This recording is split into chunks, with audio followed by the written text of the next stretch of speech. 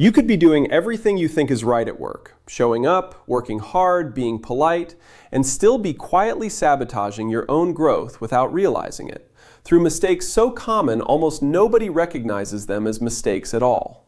Give me the next few minutes, and I'll walk you through 7 of these, the ones that fly completely under the radar, and exactly what to do differently instead.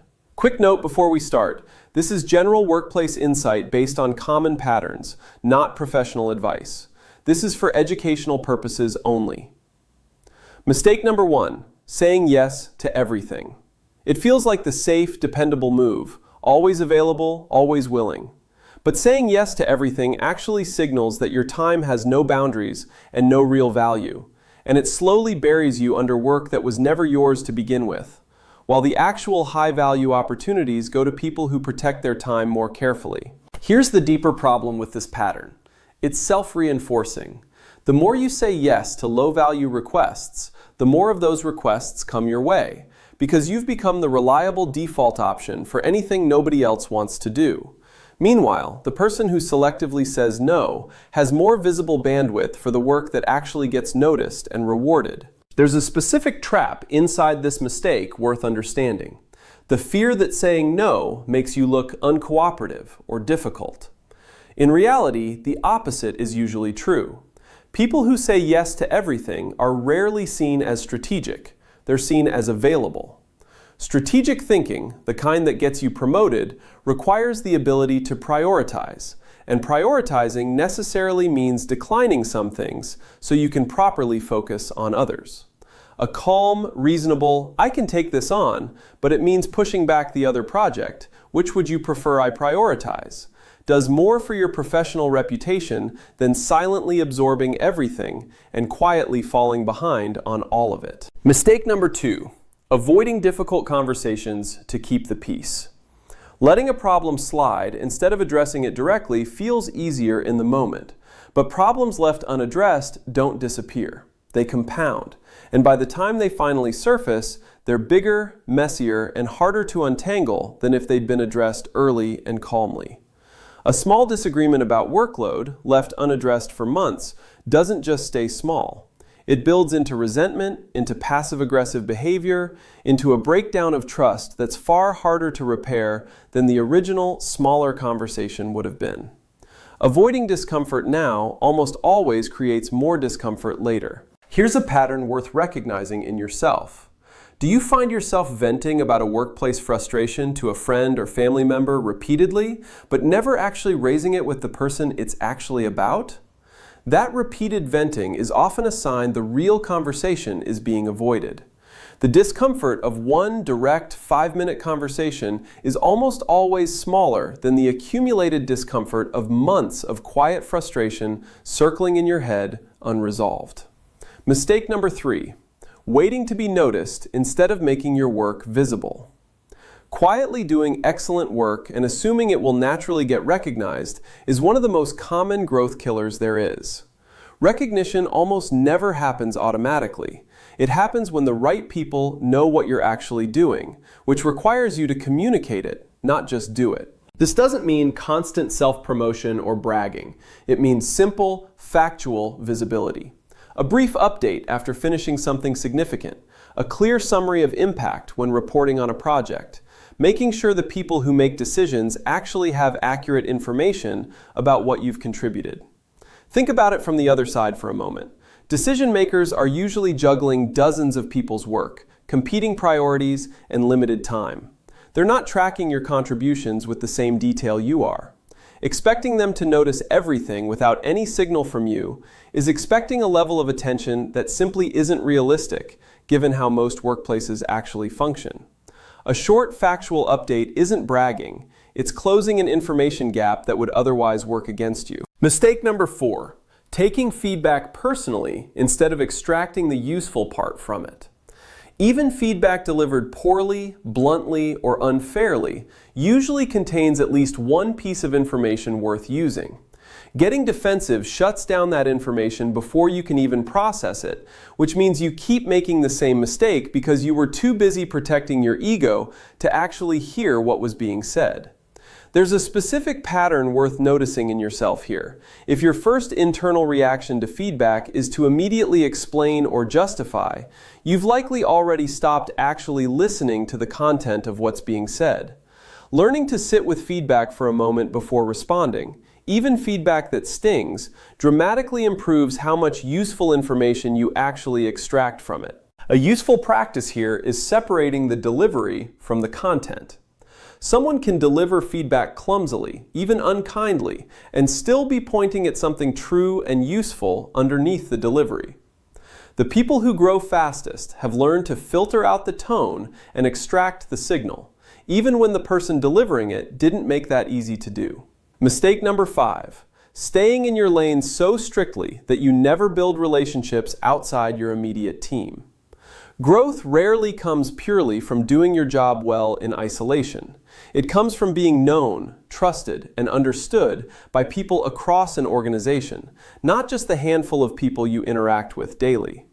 Opportunities often come from people who barely know your day-to-day work, but who've had enough positive interaction with you to vouch for you when your name comes up in a room you're not in. Staying entirely within your immediate team, however comfortable, limits how many of those rooms you're ever mentioned in. This doesn't require becoming a different kind of person or forcing artificial networking. It can be as simple as occasionally offering to help someone outside your immediate team with something small, or asking a genuine question about a different part of the organization. Small, low-effort interactions over time build a wider web of people who have some positive context about who you are, and that web matters far more than most people realize until an opportunity depends on it. Mistake number 6, treating every setback as a reflection of your ability instead of as information about the situation. One difficult project, one missed target, one hard quarter, none of that defines your competence.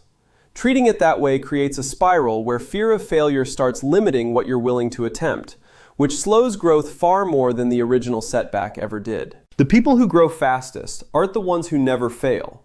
They're the ones who fail, extract the specific lesson from what actually went wrong, and then continue taking on ambitious work without letting one setback convince them to shrink their ambitions permanently. Here's a distinction worth making clearly.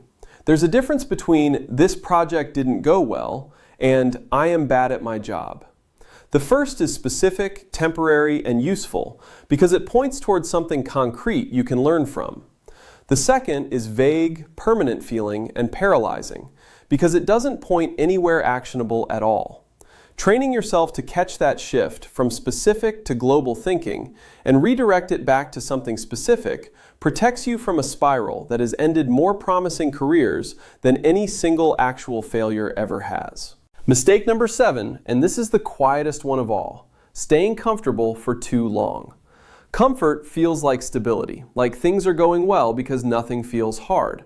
But growth almost always requires some level of discomfort, a harder project, a difficult conversation, a skill you haven't mastered yet.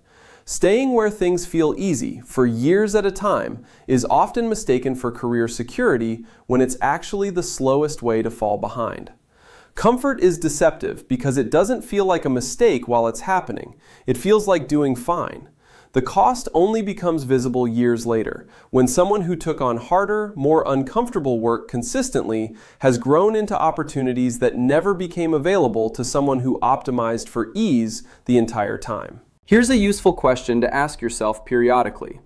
When was the last time something at work genuinely challenged you, made you slightly uncomfortable, required learning something new under some pressure?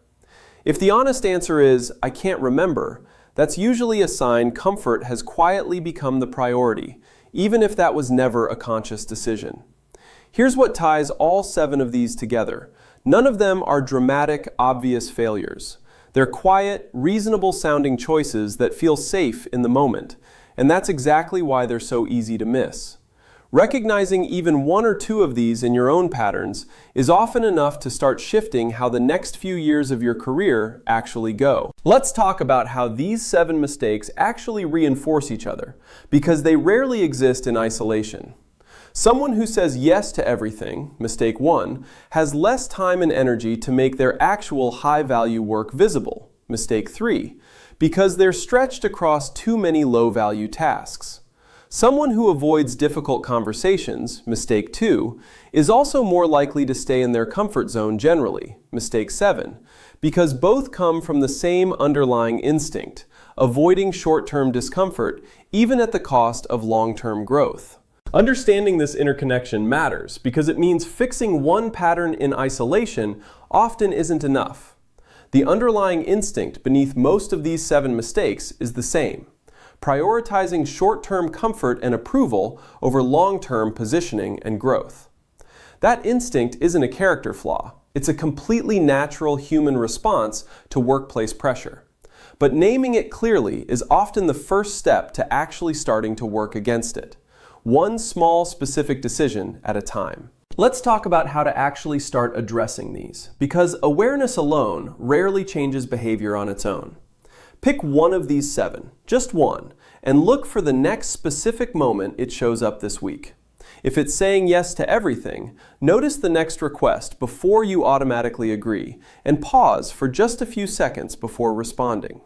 If it's avoiding difficult conversations, identify one specific conversation you've been postponing and set an actual date to have it.